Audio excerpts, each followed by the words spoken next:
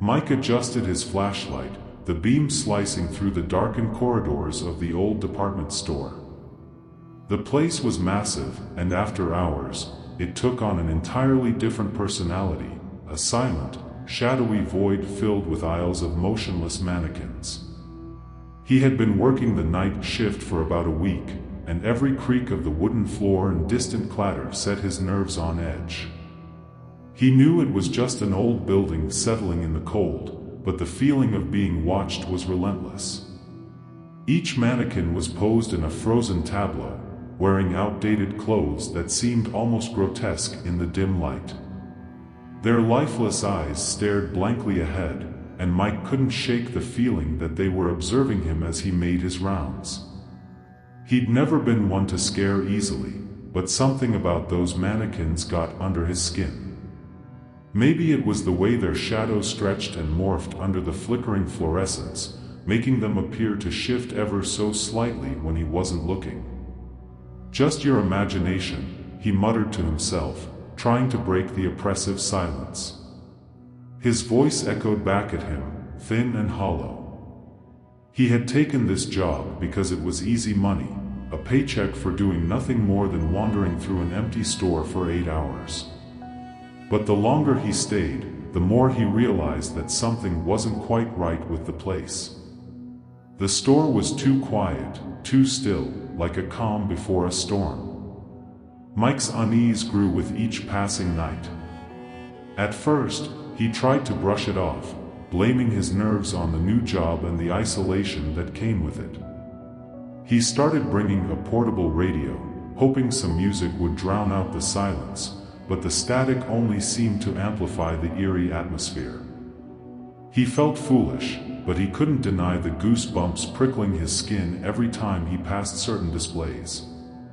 The mannequins always seemed to be in the corner of his vision, just out of sight. One night, as he was patrolling the 3rd floor, he heard a faint rustling sound. He froze, his flashlight beam trembling slightly. The sound stopped as suddenly as it had started.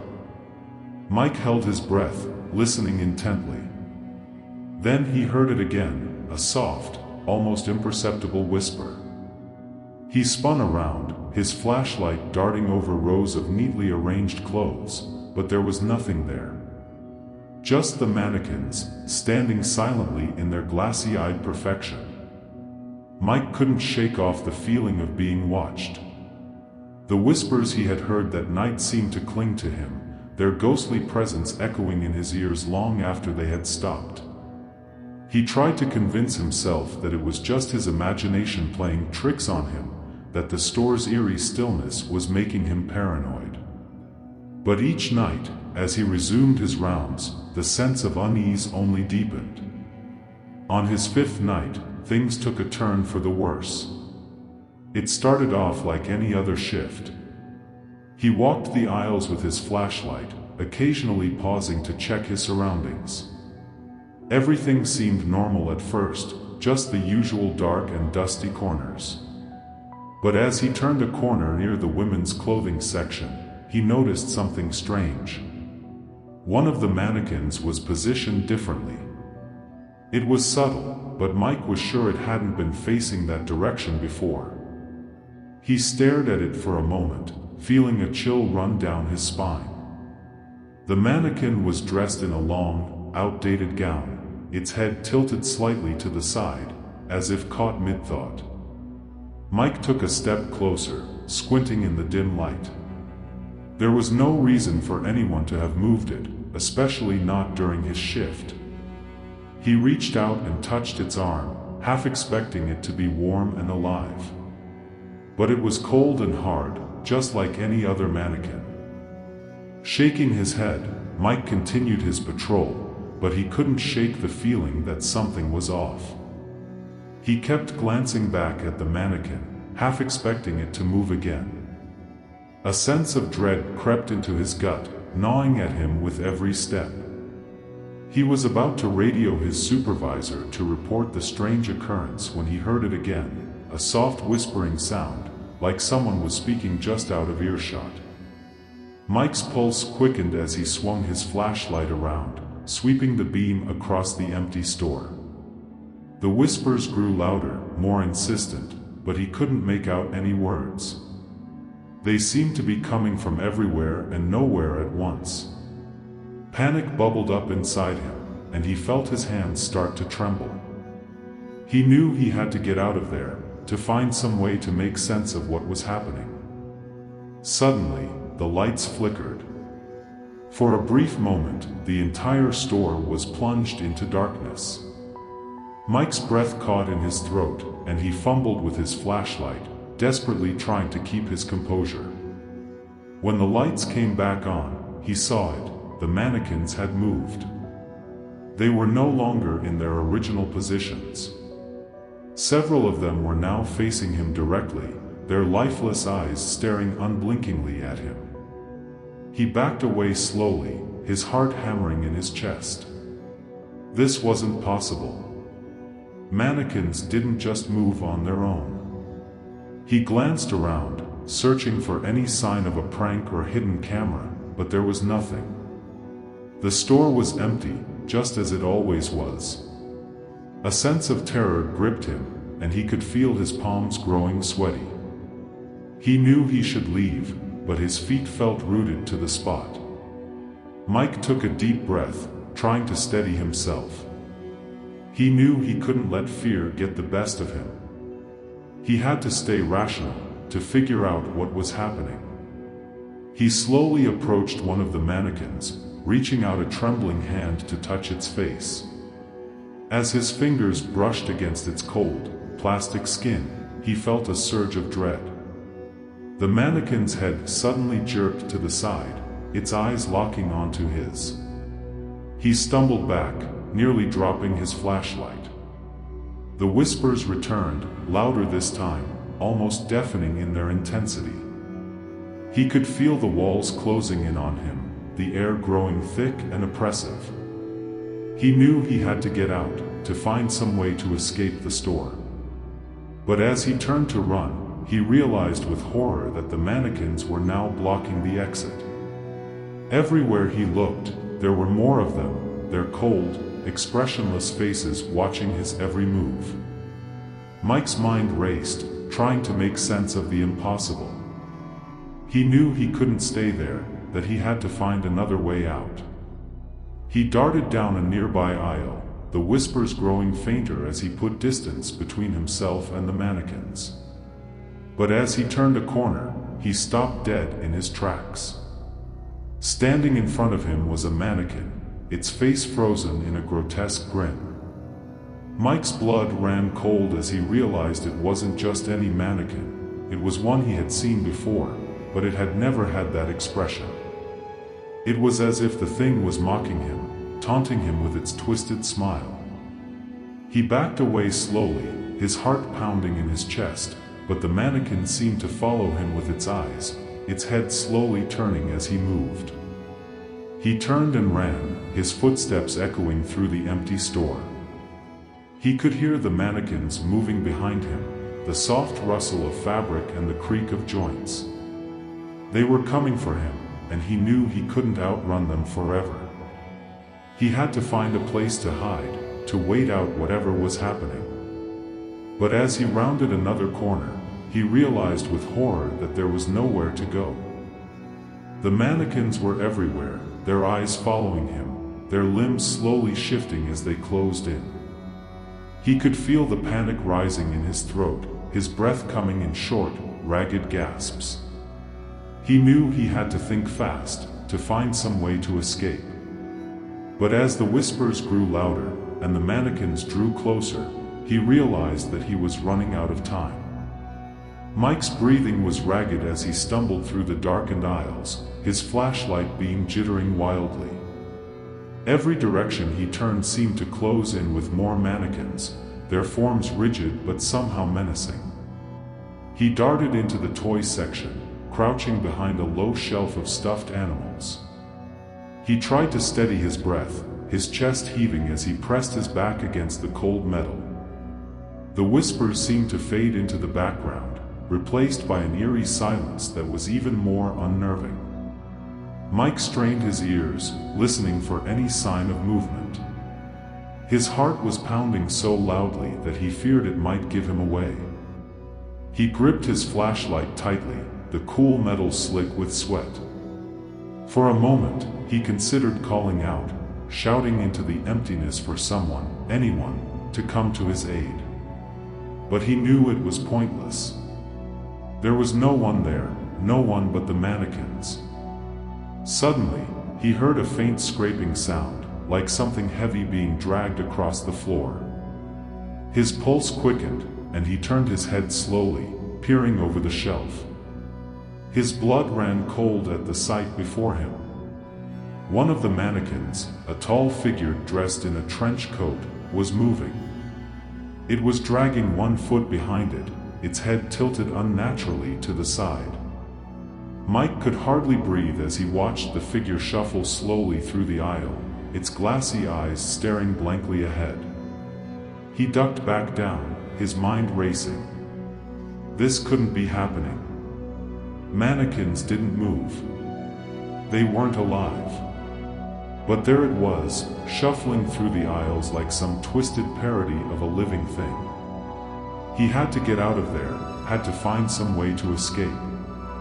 But as he peered around the corner again, he saw that the mannequin was getting closer, its movements slow but deliberate. Mike knew he couldn't stay hidden forever. He had to act, had to do something to protect himself. He slowly rose to his feet, keeping his eyes fixed on the mannequin. It hadn't seen him yet, its attention focused on some unseen point in the distance. He took a tentative step back, then another, trying to put as much distance between himself and the mannequin as possible. But just as he was about to turn and run, the mannequin's head snapped around to face him. Mike froze, his breath catching in his throat. For a moment, neither of them moved. Then, with a sudden burst of speed, the mannequin lunged toward him, its arms outstretched. Mike stumbled backward, his flashlight falling from his grip and clattering to the floor. The beam flickered wildly, casting erratic shadows across the walls.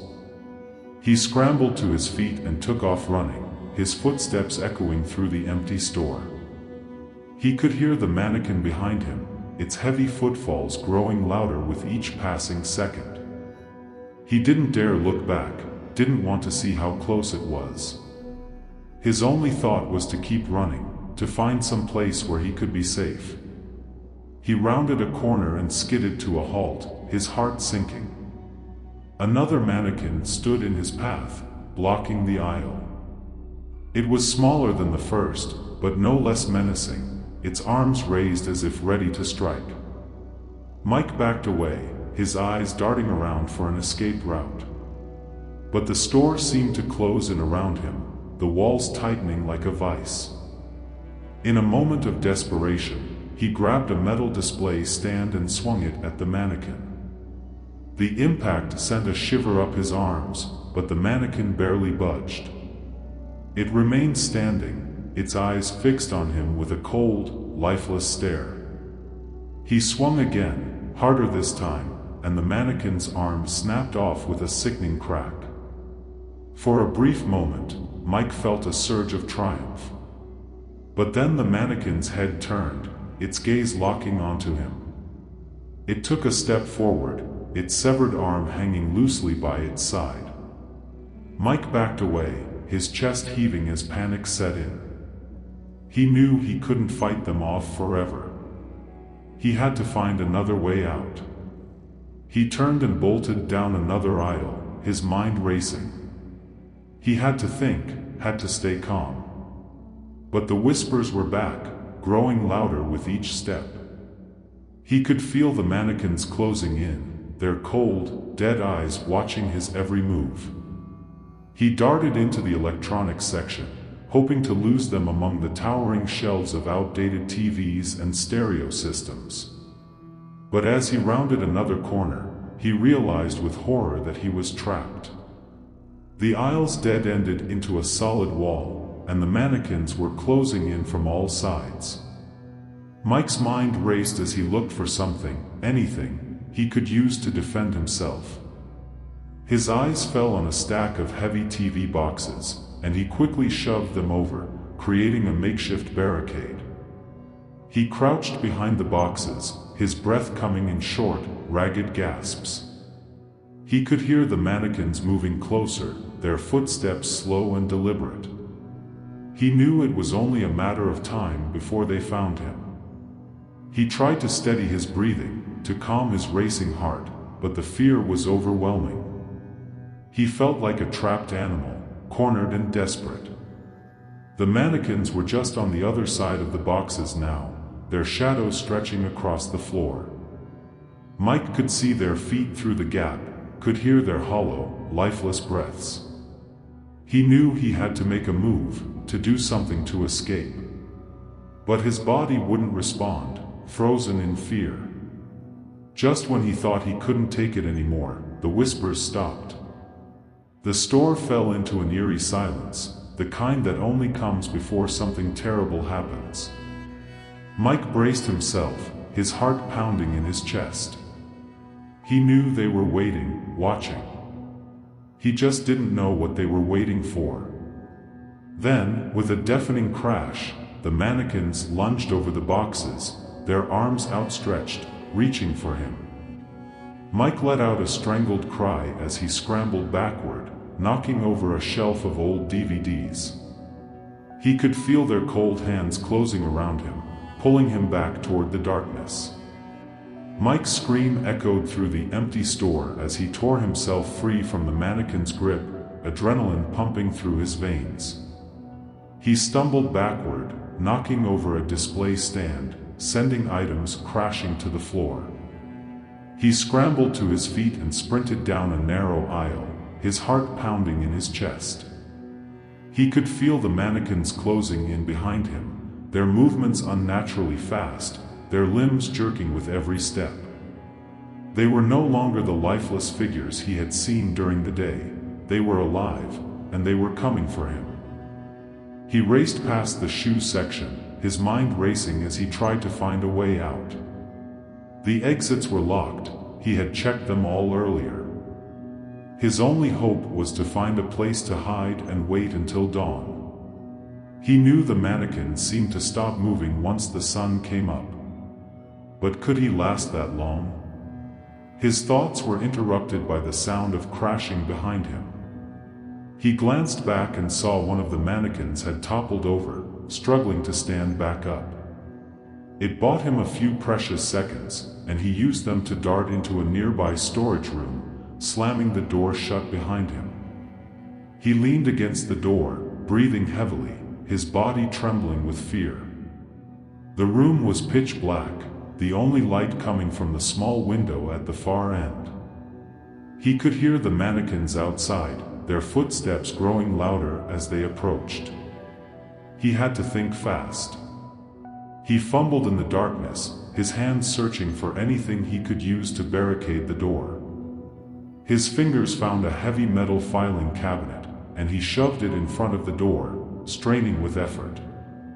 The footsteps stopped outside the door, and for a moment, there was silence. Mike held his breath, his heart racing.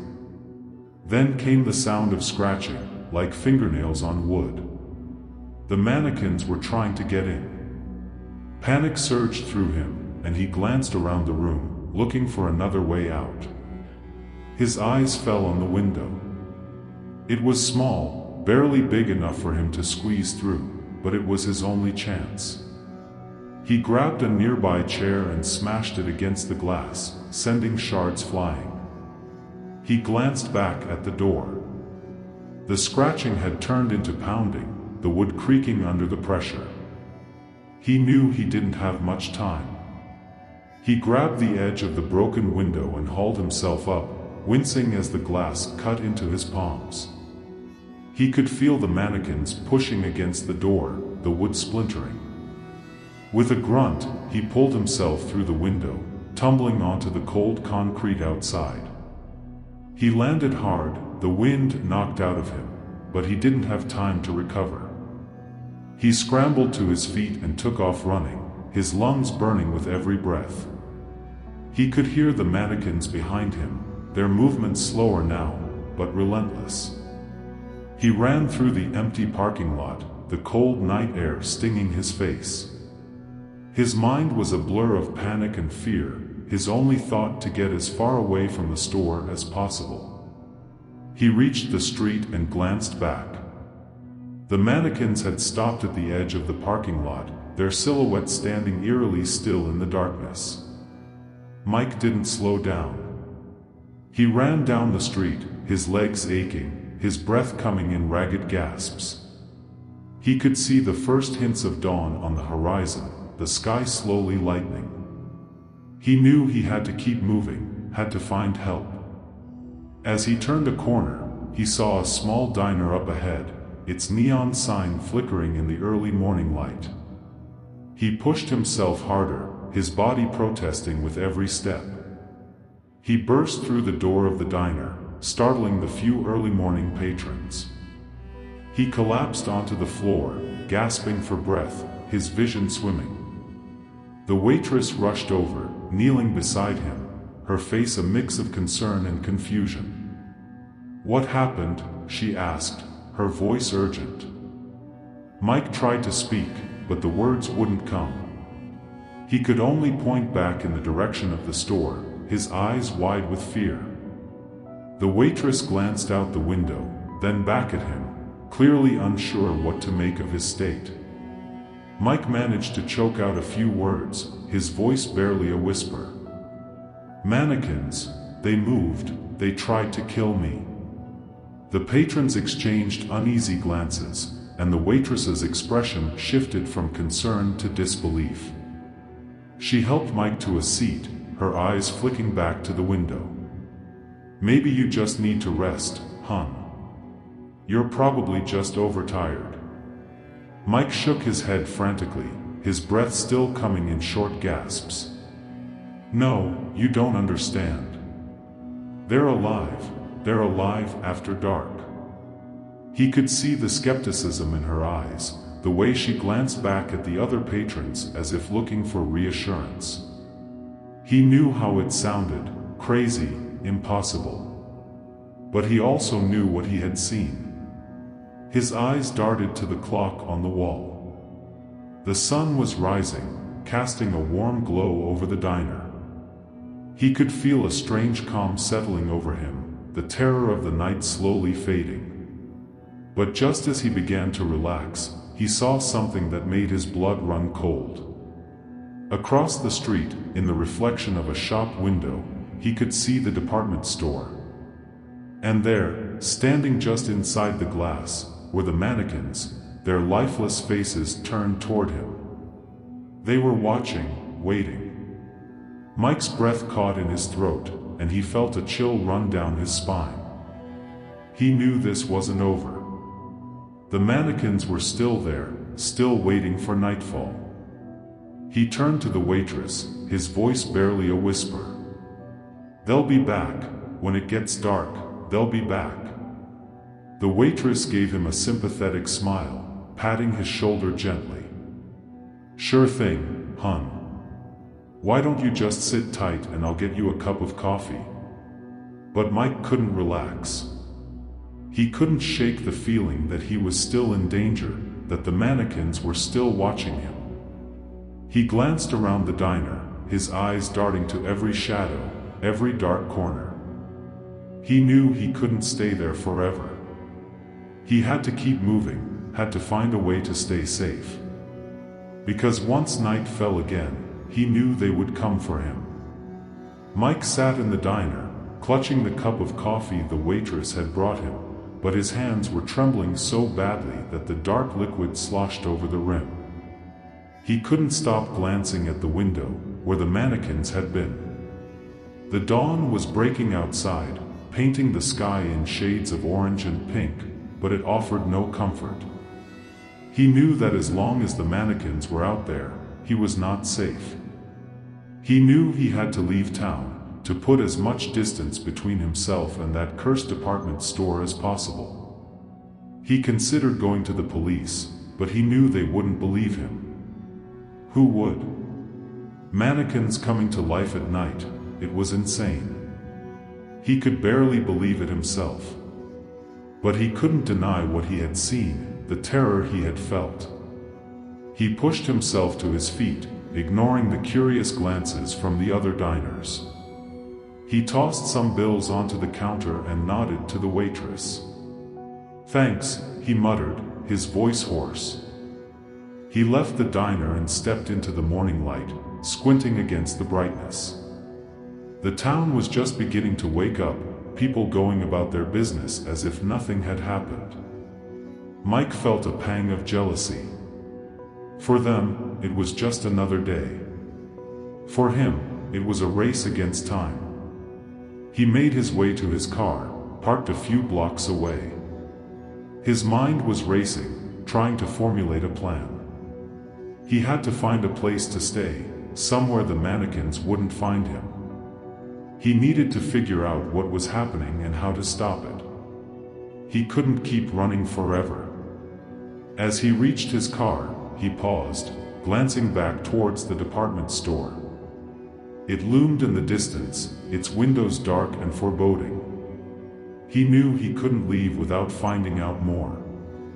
There had to be a reason why the mannequins were coming to life, some explanation hidden in that store. And he needed to know what it was. He took a deep breath, steeling himself. He didn't want to go back, but he knew he had to. He couldn't let this terror follow him for the rest of his life. He climbed into his car and drove back to the store, his heart pounding with every mile. As he approached, he could see that the mannequins were still there, standing just inside the windows, their eyes fixed on him. He parked across the street and sat for a moment, his hands gripping the steering wheel. He had to be smart about this. He couldn't let them trap him inside again. He got out of the car and crossed the street, his steps slow and deliberate. He kept his eyes on the mannequins, watching for any sign of movement. He reached the front door and tried the handle. It was locked, just as he expected. He walked around the side of the building, looking for another way in. He found a side door, slightly ajar. His pulse quickened as he pushed it open and stepped inside. The store was dark and silent, the mannequins standing like sentinels in the shadows. Mike took a deep breath and moved deeper into the store, his footsteps echoing in the silence. He knew he had to find something, anything, that could explain what was happening. He made his way to the security office, hoping to find some answers in the old records. The door to the office was slightly open, and he pushed it wide, stepping inside. The room was cluttered with old files and dusty equipment. He rifled through the papers, looking for anything that might give him a clue. His hands shook as he flipped through pages, his eyes scanning the words. And then he saw it, a faded newspaper clipping, buried under a stack of reports. The headline read, "Tragedy at local department store, mannequin display collapse kills worker." Mike's eyes widened as he read the article. It told the story of a young woman who had died in a freak accident in the store years ago. She had been working late at night, setting up a mannequin display when the entire thing had collapsed on her, crushing her beneath the weight. Mike's heart sank as he read the details. The store had been closed for a month after the accident, but there were rumors that strange things had been happening ever since. Employees had reported hearing whispers, seeing shadows moving in the corners of their eyes. Some had even claimed that the mannequins would change positions on their own. The store had dismissed these reports as nothing more than superstition, but Mike knew better. He dropped the clipping and backed out of the office, his mind racing. The woman's spirit must have somehow become trapped in the mannequins, her anger and fear animating them after dark. He had to find a way to put her to rest, to end the curse that had taken over the store. But how? He didn't know much about ghosts or spirits, but he knew he couldn't leave without trying something. He made his way back to the main floor, the mannequins still standing eerily still. He could feel their eyes on him, watching his every move. He reached the spot where the woman had died, the place where the mannequins had been set up. He knelt down, his hands shaking as he whispered, "I'm sorry. I'm so sorry for what happened to you. If you can hear me, if you're still here, I want to help you." For a moment, there was nothing but silence. Then, the air grew colder, and he could feel a presence around him, heavy and oppressive. The mannequins began to shift, their limbs moving slowly, almost as if they were waking up. Mike's heart pounded in his chest, and he knew he didn't have much time. He reached into his pocket and pulled out a small lighter. He didn't know if it would work, but it was the only thing he could think of. He flicked the lighter, the flame dancing in the darkness. "I'm going to end this," he said, his voice firm. "I'm going to set you free."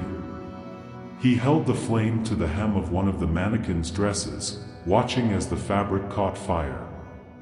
The flame spread quickly, licking up the mannequin's body, engulfing it in a bright, hot blaze.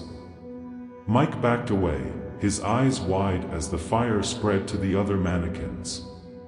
The store filled with smoke, and he could hear the sound of wood crackling and glass shattering. The mannequins moved frantically, their limbs jerking and twisting as the flames consumed them. Mike covered his mouth with his sleeve, coughing as the smoke filled his lungs. He turned and ran, sprinting for the door. He burst outside, gasping for air, and watched as the flames spread throughout the store. For a moment, he stood there, watching the fire rage. He could hear sirens in the distance, the wail growing louder as they approached. He knew the fire department would be there soon, but he didn't care. He had done what he needed to do. He had put an end to the curse. As the flames continued to burn, he could feel a strange sense of peace wash over him. He knew the mannequins would never move again, that the woman's spirit was finally at rest.